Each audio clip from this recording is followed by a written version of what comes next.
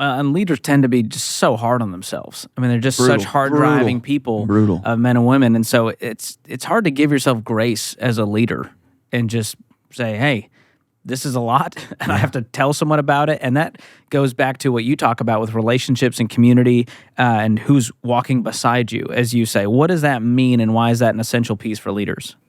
The research has become abundantly clear.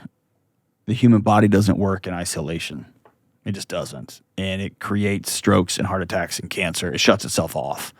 I've seen the movie Castaway. We know what happens in isolation. You start talking to volleyballs, right?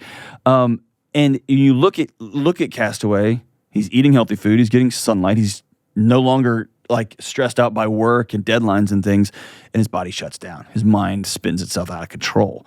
And so, and he finds himself weeping over a floating away volleyball. I mean, remember that scene? He's like devastated. So good. That's us. That's us right now. We've talked about this at Entre Summit, but the way you punish a prisoner is to put them in isolation. When you've killed somebody and we take you out of civilization, we put you in a metal concrete box, and then you get in trouble in there. We're like, we got one more move. We're going to make you go be by yourself. And it's like, no, right? And that's the world we've created for ourselves. That's our lives now. We're so lonely.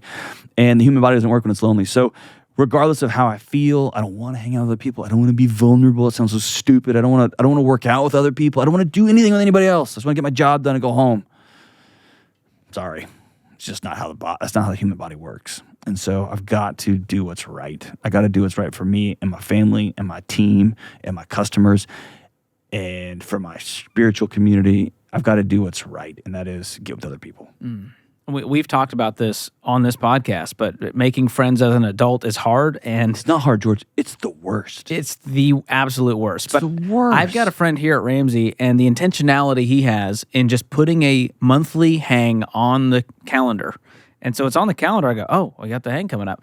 Otherwise, I found that it doesn't just happen, that I'm like, you know what? I'm going to text the guys and see if we can get a hang. Oh, it never happens. It never happens naturally. And it's usually not on my terms. I'm not the proactive one in the situation. It's always someone who's better than me who reaches out. And so do you have any tips to help leaders be more intentional about that and be more proactive? What you just said. John Felkins and I were talking the other day. There's a text thread of 5 or 6 of us who hunt a lot. And I'm not on that list, just to be very not on clear. that list. Yes, not hunting for deals on shoes, but for different. For Deal animals hunters is a different text.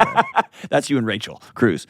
But John and I were talking, and I told him, hey, last year, like there were several of us that were hunting together, and we've all got busy. EntreLeadership as a business unit has just exploded. It's really busy. They run hard. And now we've not hunted together. Now we're just talking with each other about it.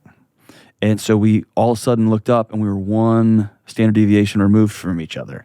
And our bodies know that. Our brains are still like, oh, it's a funny meme. And ooh, look at that podcast. Sure, I'll listen to that. And wow, nice deer, John. Good way to go.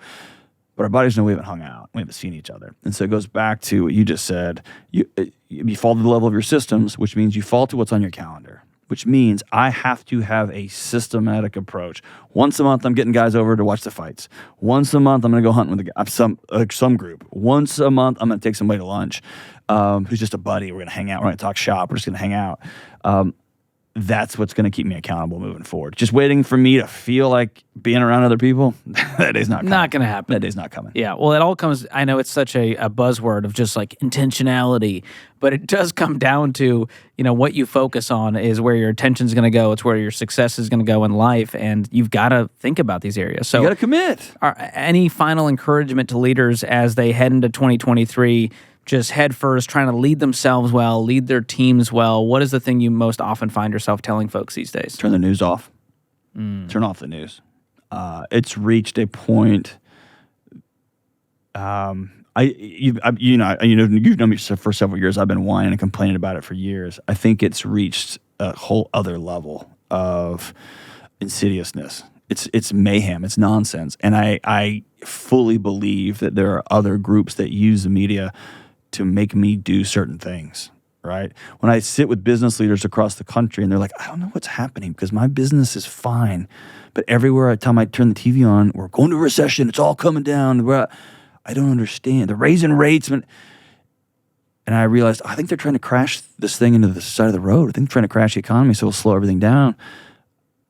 But my customer needs me to show up. And so what's more important, man? My wife, my kids, my customers, my teammates, or red alert. I'm not into it, man. And if there's another big event, somebody let me know.